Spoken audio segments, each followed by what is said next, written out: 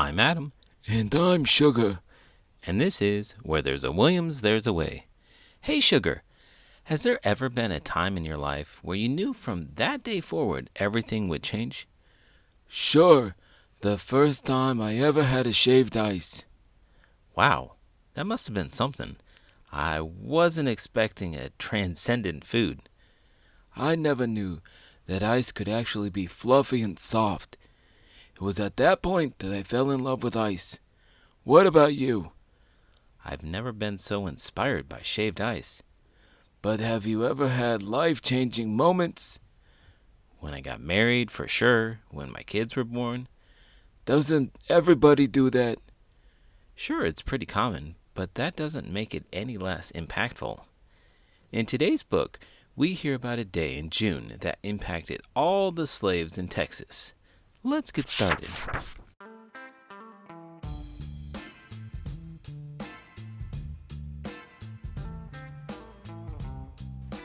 All Different Now, Juneteenth, the First Day of Freedom, by Angela Johnson. Illustrated by E.B. Lewis. A June morning breeze off the port blew the smell of honeysuckle past the fields across the yard and into our room to wake us. And nobody knew as we ate a little, talked a little, and headed to the fields as the sun was rising that soon it would all be different.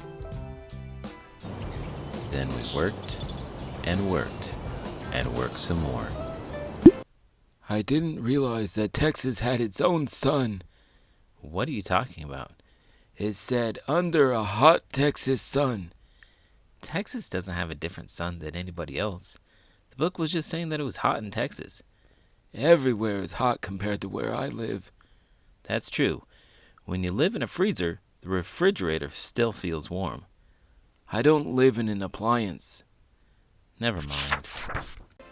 Until word spread from the port to town, through the countryside, and into the fields, that a Union general had read from a balcony that we were all now and forever free, and things would be all different now.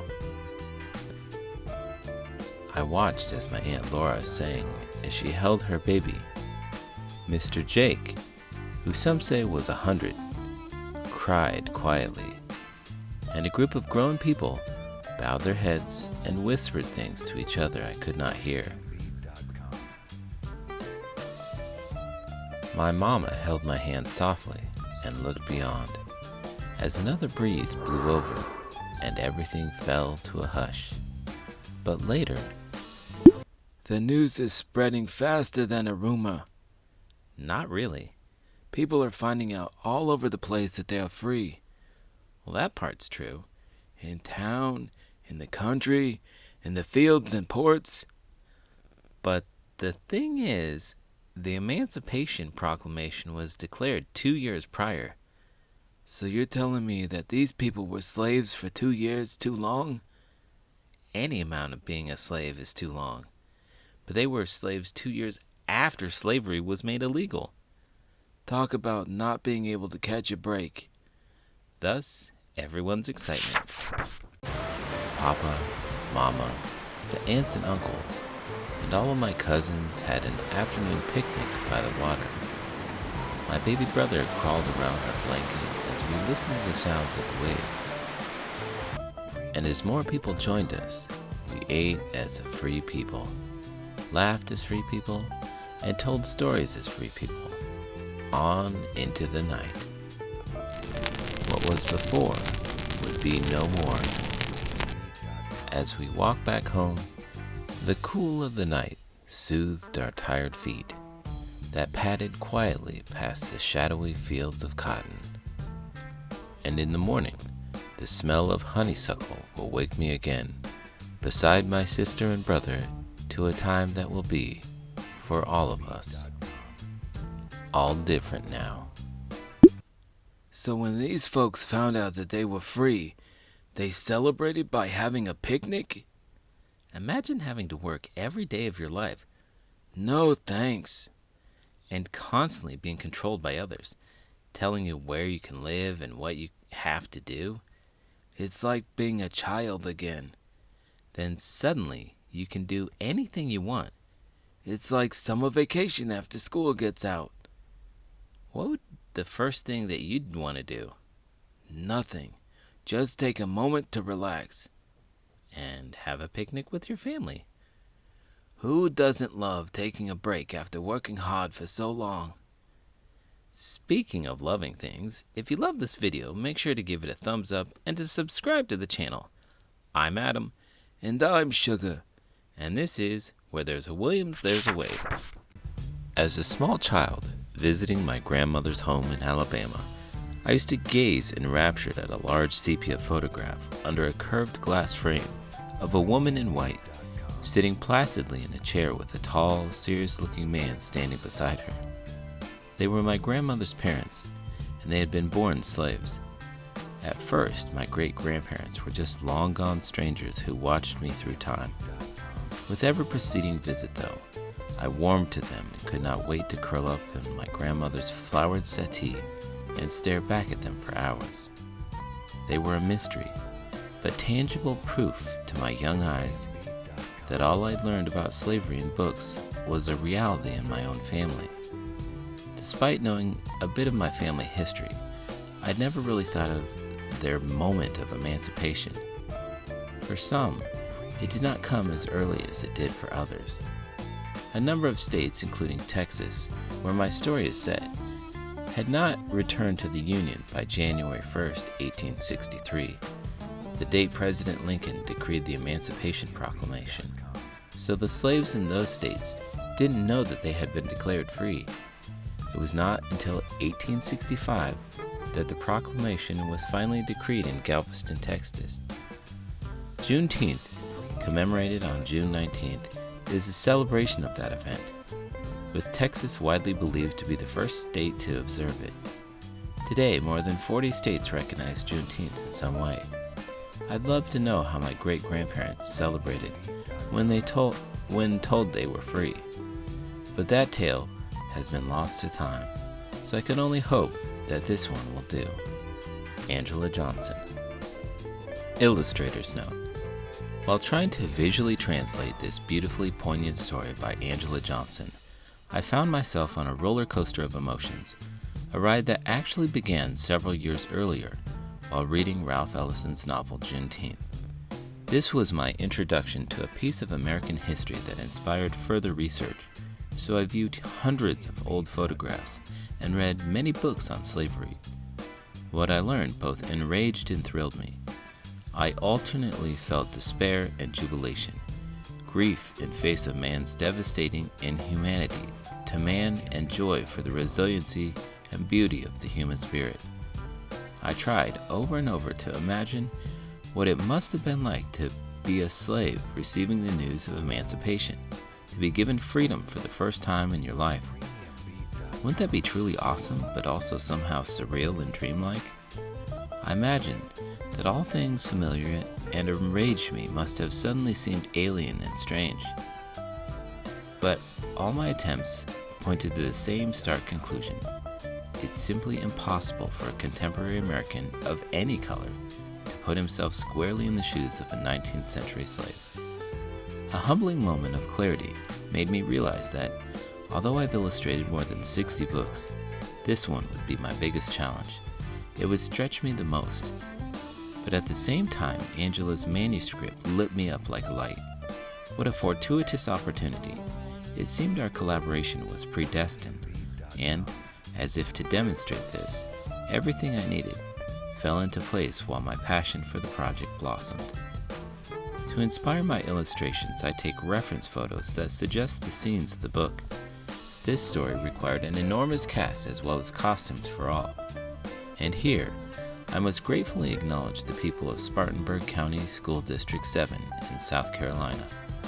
After a school visit I did there previously, I knew it was the perfect location for taking these photos.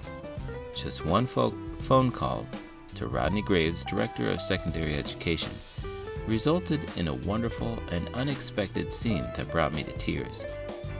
Arriving at a local park direct from the airport, I felt as though I'd walked into the 19th century. Students, teachers, parents, babies, preschoolers, grandparents, and even the superintendent were all dressed in clothing they had researched and provided themselves, ready to pose for their roles. After an entire day of photographing, the fun and easy part was done. Now came the time to translate my experience into paint. The cumulative effect of all that I learned, including my reference photos, forced a wider view of this fateful event. So I tried to capture the whole mood of the day in shades of gray, rather than just black and white. Under a pale sky, I illustrated not just jubilation and celebrations, but expressions of repose, discontent, surprise, and contemplation. I hope this book will act as a beacon that shines its light on a dark corner of our country's history and lays bare its collective denial. Once the darkness is illuminated, a deeper healing can occur and better assure our children's future. A future where all people wholeheartedly embrace and happily celebrate our differences. E.B. Lewis. Important dates: January 1st, 1863. President Abraham Lincoln issues the Emancipation Proclamation, which declares that all persons held as slaves within states have seceded from the Union are and henceforth shall be free. The proclamation makes freeing slaves the official end goal of the American Civil War and allows African Americans to enlist in the Union Army and Navy. The Emancipation Proclamation does not end slavery in the United States, but it sets the stage for the constitutional amendment that will. April 8, 1864. The Senate votes and agrees to add a 13th Amendment to the United States Constitution. This 13th Amendment will abolish slavery in every state. January 31st, 1865. The House of Representatives votes and agrees to add the 13th Amendment to the Constitution, making slavery illegal in all states. March 3, 1865. Congress creates the Bureau of Refugees, Freedmen, and Abandoned Lands to aid in the transition from slavery to freedom. April 9, 1865. Confederacy General Robert E. Lee surrenders at the McLean House in the village of Appomattox. April 9, 1865. Confederacy General Robert E. Lee surrenders at the McLean House in the village of Appomattox Courthouse in Virginia. There were battles and skirmishes after this date, but is generally considered the official end of the Civil War. June 19, 1865. Major General Gordon Granger arrives in Galveston, Texas, with news that the Civil War has ended and all the slaves are free. During the war, Union soldiers could not get past the Confederate troops and enter Texas to tell the slaves about the Emancipation Proclamation. Then, when the war was over and slavery was officially illegal, plantation owners still did not tell their slaves that they were free. As a result, the slaves in Texas did not know that they were free until Major General Granger's announcement. This is why his arrival in Texas is known as the day that the last slaves were freed, and is celebrated as the first Juneteenth. December 6, 1865. The 13th Amendment is ratified by enough states and added to the Constitution. Juneteenth then and now. At first, Juneteenth was only celebrated within the African American community. Celebrators would play games, eat food, and dress in nice clothing to symbolize that they no longer wore the garments of slavery. Sometimes, white landowners would oppose the celebration by refusing to let their newly freed workers use their property.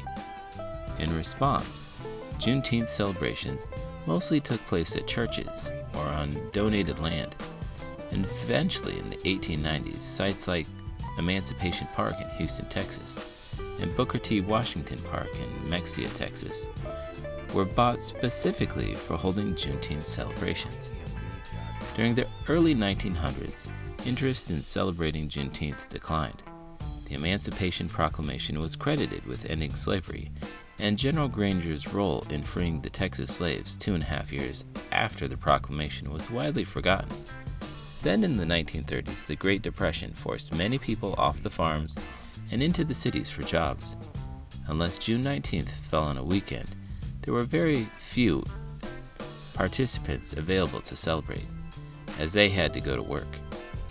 Awareness in Juneteenth increased again during the civil rights movements in the 1950s and 1960s. African Americans reconnected with this important part of their slave heritage and used it to fuel their fight for equal rights. The Poor People's March in Washington, D.C. in 1968 especially inspired many African Americans to begin celebrating Juneteenth again.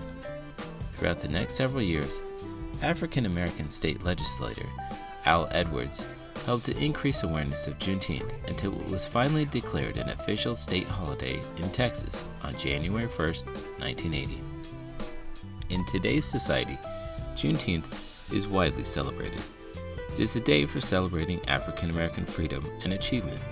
The Smithsonian, Henry Ford Museum, and countless other institutions sponsor activities and celebrations for Juneteenth, hoping to educate more people about African American history and culture in general. However, Juneteenth has also morphed into a more national, symbolic celebration of respect for all cultures. Key terms: abolish, to put an end to. At the end of the Civil War, the American people abolished or put an end to slavery. Amendment, a change or alteration. When Congress passed the 13th Amendment, they changed the Constitution so that all slaves were freed. Civil War. In 1861, the American people argued about the problem of slavery. People in the northern states wanted to get rid of slavery, while people in the southern states wanted to keep slavery. The North and South could not peacefully work out their argument, so they began to fight. They fought for 4 years until the North won and slavery was abolished. Confederacy. When the southern states broke off from the North, they created their own government. This government was called the Confederacy. Soldiers from the Confederacy were known to wear gray uniforms during the Civil War. Constitution, a collection of laws. The United States has a constitution stating that laws that every citizen must follow. Ratify, to sign or give formal consent to. The individual states ratified the 13th Amendment, making it officially valid. Secede, to formally withdraw from an official group. The southern states seceded or withdrew their support from the United States. As a result, the United States broke into two parts called the Union and the Confederacy. Slavery. Slavery is when one person owns another person and forces him or her to work for no pay. Many years ago, Southern farmers kept African Americans as slaves to pick cotton and other crops on their farms. These farms were called plantations. The slaves did not have the same rights as their owners and were often mistreated. Union. When the Southern states seceded, the Northern states became known as the Union. Union soldiers were known to wear navy blue uniforms during the Civil War.